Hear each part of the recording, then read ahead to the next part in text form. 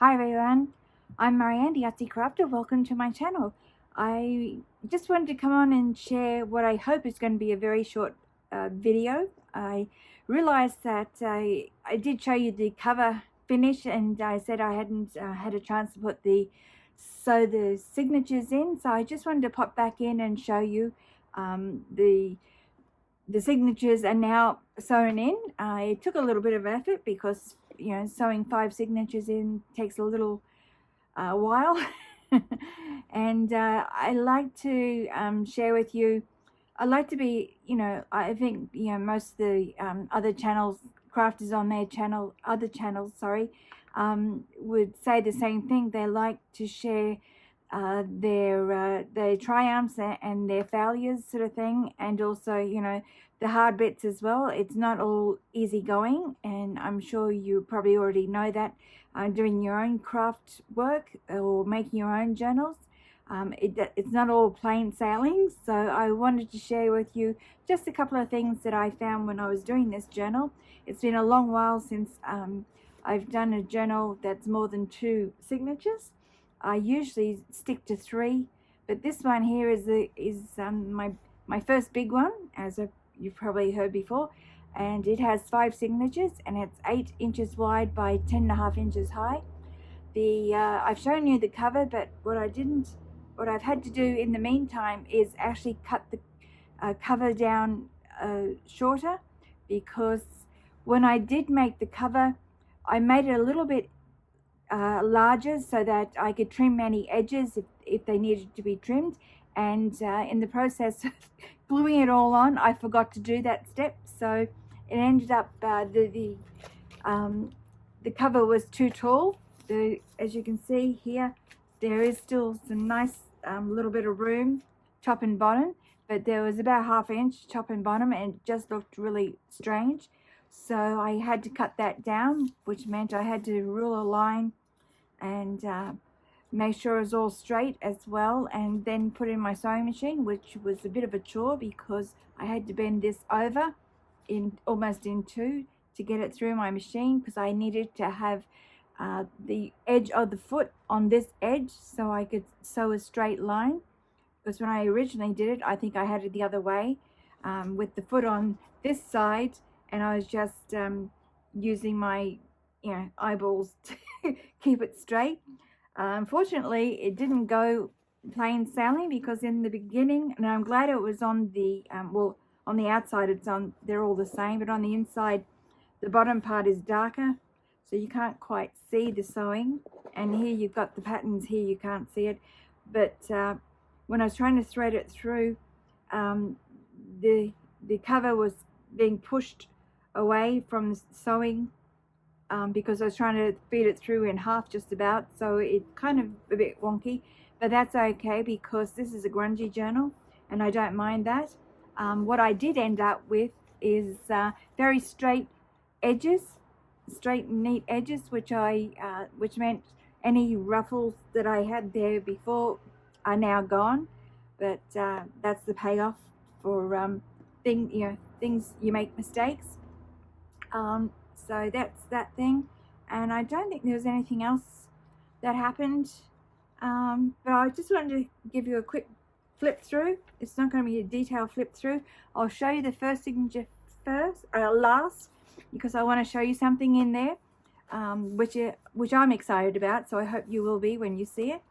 And anyway, this is just, as I said, this is going to be a very quick flip through of what pages I ended up putting in here. And I wanted it to be, this is going to be the plainest or the most subdued journal I've ever made, neutral, I should say, journal that I've ever made before. Usually I did add a little bit of color, but I wanted it to be one where I can experiment on the pages. This is some of that fake eco dyeing I did the other day, and this is the ones where I did the papers without the stencils. There's more eco dyeing ones, and so I did sew some bits and pieces together, but I basically had a pocket. This is one that I painted in the very beginning of my YouTube channel. There's more eco dyeing there, so I'll have to rush through because, as you can imagine, there's tons. There's over 200 pages in here now, which is amazing. But so I've got a lot of work to do to fill it up, and I think that's going to be a lot of fun, and I'm going to bring you along with me on this journey. So I hope you'll enjoy that, and we can you know, explore certain techniques that I want to show you, and I want to practice myself as well, because a lot of the stuff here that I've not done before, or perhaps something I've done many years ago, who knows, I don't know. We're yet to see, but I have a lot of things in mind that I'd like to do. So this is just the back of that signature you've seen, and this is the last one. I love this page. It's one I created, just painted the background and then stenciled gold, what do you call it? Gold stems on there, plant stems or whatever. So more coffee dyeing paper. This is one I pieced together, the pages. So give it a bit of a grungy look, and we're almost to the middle. There's some I created before. I think there's some of that one we did with the lace stencil, lace curtain. And this is just the other side of that. Oh, there's a little pocket thing. And this one, I've just realized I went through methodically to make sure that all the pages were the right way around. And guess what? One slipped through, and it's the very first one I put in. But it doesn't matter because, and it's not glued in. This is supposed to be a bottom pocket, and that was supposed to be the top panel. But I'm not going to change it now. It doesn't really matter. It can be a top tuck now. Everything else is pretty much, no, that one's upside down. So you can see I did make a mistake. I thought, no, I haven't put any of them upside down, but I have put the first one, only this, or the back one I should say, was the first one I put in. So yes, I'll fix that up because that's just going to annoy me. So this will be the second time I've had to take it off. First time was to cut the top down, the cover down. Anyway, that's no big problem. And now this is the first signature, and I'll flip through this. This is one I created with fabric and papers, which I love. I won't show you this page yet. And there's some I created there.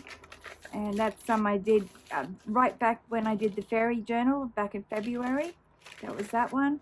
There's some of that eco dyeing we did the other day on that cheap non-stick baking paper. And there's one I put bits together. And this is just the other side of that one. So in the next, not the next one, or next week anyway, I'll see. I'm going to show you how to make this page in your journal, and so I hope you'll want to come along and see this. This is actually tea bags that I put together, and I made a page out of it, and then I decorated it with some paints and some stamps, and I left all the little threads in there just as decorative elements. So I'm really looking forward to showing you how I did that, because that was a lot of fun, very easy to do. And the other side of it is that's the back side there of it. So that will be next week's tutorial, one of them anyway. And so there we go. That's all I wanted to show you, and that was good because now I have to go and fix up that last signature. But so I better leave now and go and do that because it's Friday afternoon and my husband will be wanting to come home and relax and have a drink and a pizza. We usually have pizza for Friday night dinner, homemade pizza I usually make.